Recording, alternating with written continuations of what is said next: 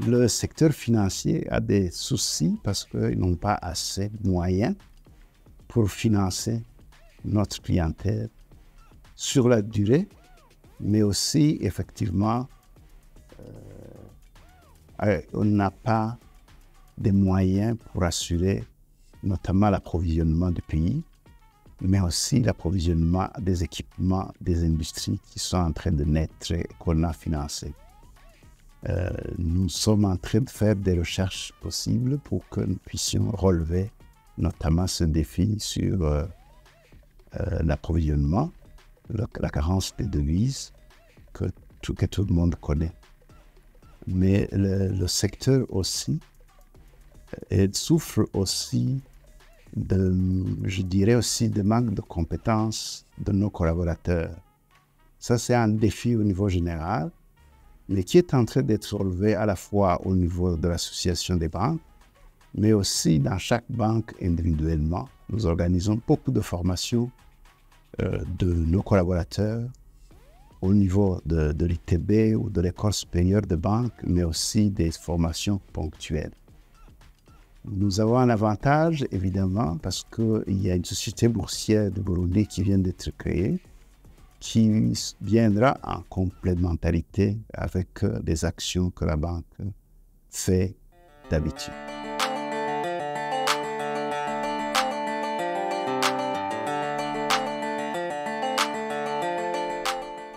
Je pense qu'il y a des clarifications qui devraient être faites justement dans ce domaine.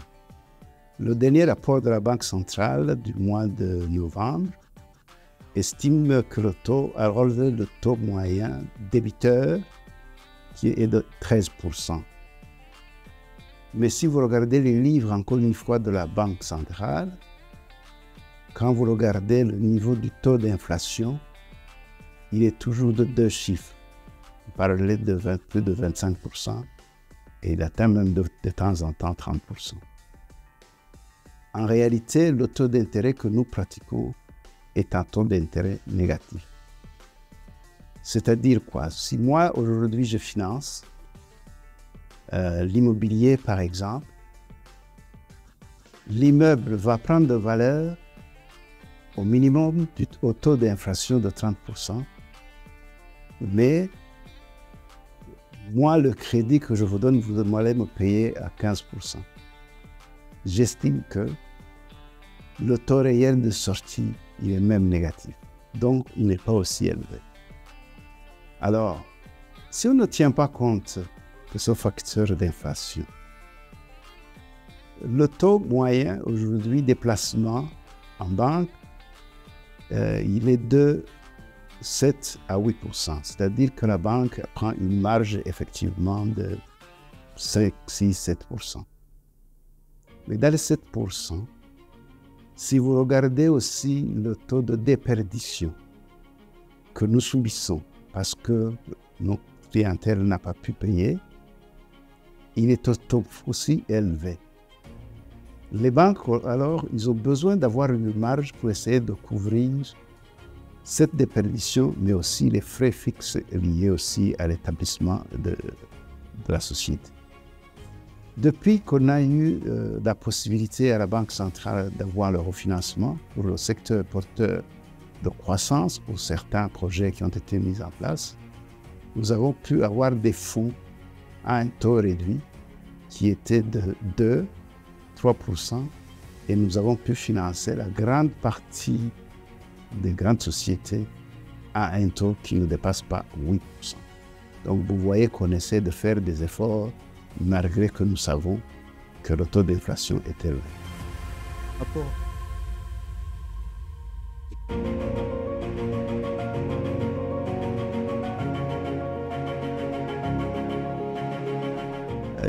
Nous finançons aussi l'agriculture. C'est vrai que nous finançons les grandes compagnies agricoles.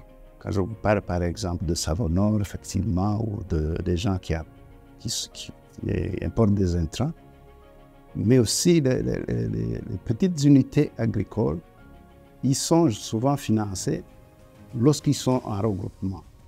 Nous essayons d'encourager les gens d'aller dans des coopératives pour que les gens ils puissent mesurer déjà les coûts de leurs travaux agricoles.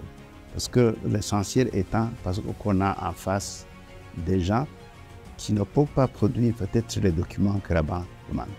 Mais ils sont financés dans notre extension de réseau parce que nous sommes en réseau avec des microfinances.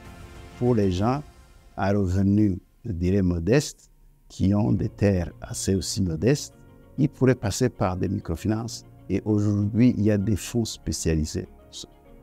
Nous avons heureusement déjà dans le secteur une banque sauveur agricole qui est beaucoup plus proche justement de l'agriculture. Nous avons aussi des banques, des jeunes ou des femmes qui s'organisent aussi en coopérative et que nous finançons dans ces structures. Et la Banque nationale aussi de développement, la BNDE, il s'occupe beaucoup plus de l'agriculture que du commerce. Nous finançons sur base des dépôts du public. Nous devons protéger beaucoup les dépôts des gens. Nous ne savons pas les libérer sans être sûrs que nous pourrons récupérer l'argent du public que nous avons donné. Alors, au niveau des garanties, il y a des hypothèques, mais il n'y a pas que des hypothèques. Il y a aussi une caution solidaire. Il y a la crédibilité de nos clients. Si des gens ils sont connus et que peut-être on peut trouver un aval, si les gens se mettent ensemble et qui font une coopérative et qui peuvent aussi s'avaliser au niveau des crédits collectifs, il y a possibilité aussi de trouver des solutions de financement dans ce moment.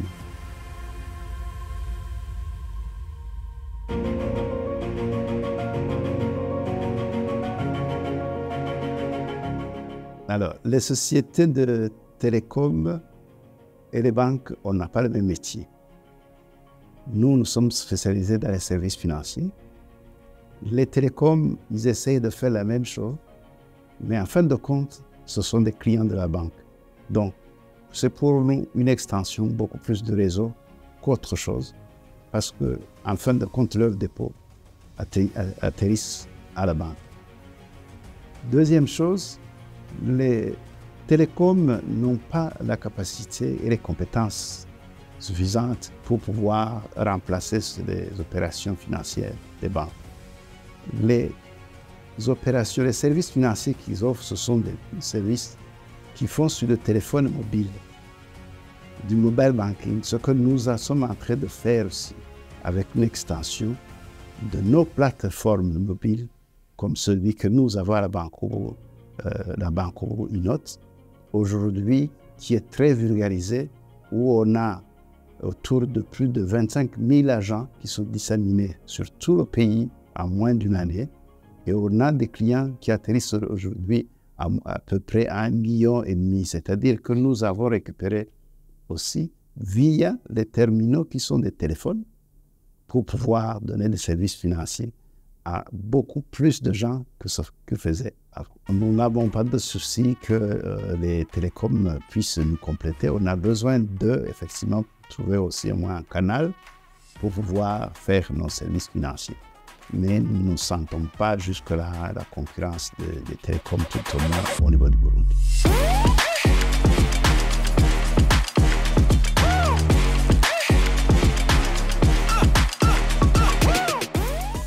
Les chiffres ont beaucoup évolué, ce n'est plus 5%.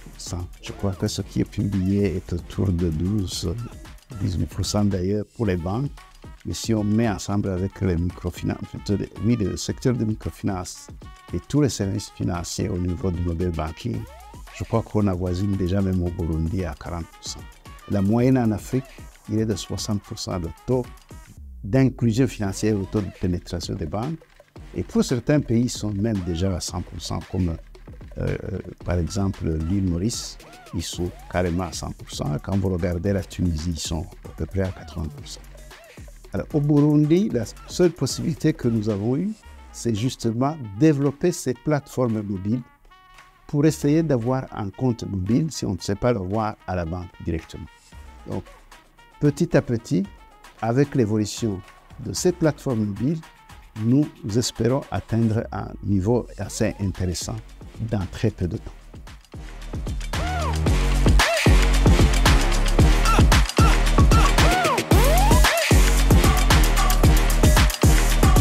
récemment, nous avons entrepris un partenariat très utile avec Afreximbank, par exemple, pour l'approvisionnement spécialement du carburant.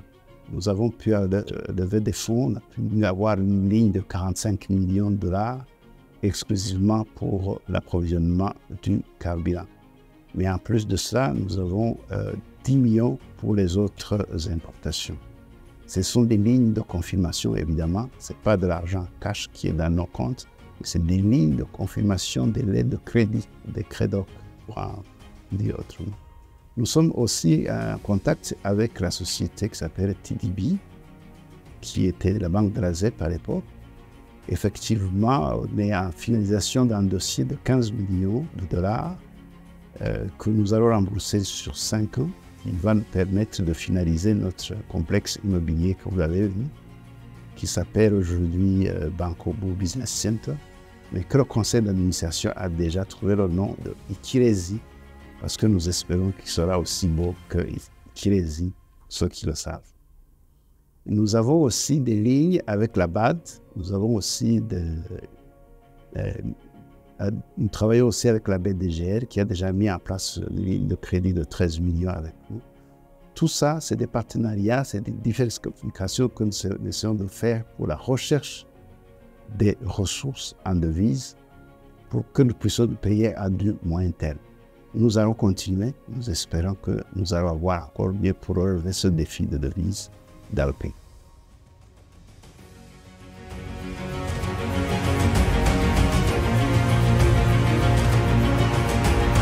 C'est comme toute société qui se crée, chacun prend ses parts qu'il veut. Les sociétés n'ont pas de parts égales. Les banques qui sont actionnaires n'ont pas de parts égales. Effectivement, la Bankobo a plus de parts sociales dans cette bourse. Nous avons 28% et la Banque centrale a déjà 25% et les autres se partagent d'autres actions qui restent. Ce sont les premiers actionnaires de cette bourse, mais rien ne dit que demain, il n'y aura pas d'autres qui seraient intéressés et qu'on pourrait ouvrir aussi le capital. Aujourd'hui, on a pu souscrire pour un capital d'1,850 milliard juste pour démarrer la société. Mais s'il y a des personnes, des autres sociétés qui sont intéressées, notamment les assurances ou les fonds de pension, ils seraient toujours les bienvenus. Nous attendons les mécanismes qu'il faut pour pouvoir lever d'autres fonds.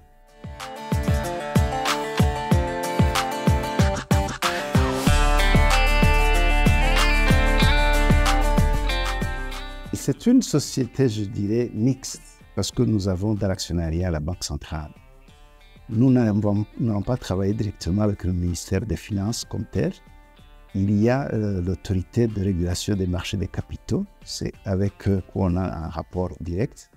Mais le ministère des Finances pourrait jouer un rôle dans la bourse, comme aussi soit investisseur ou on peut lever des fonds, comme il le fait aujourd'hui en émettant des obligations de trésor. Voilà le rapport que nous avons, mais sinon la société va fonctionner en toute indépendance.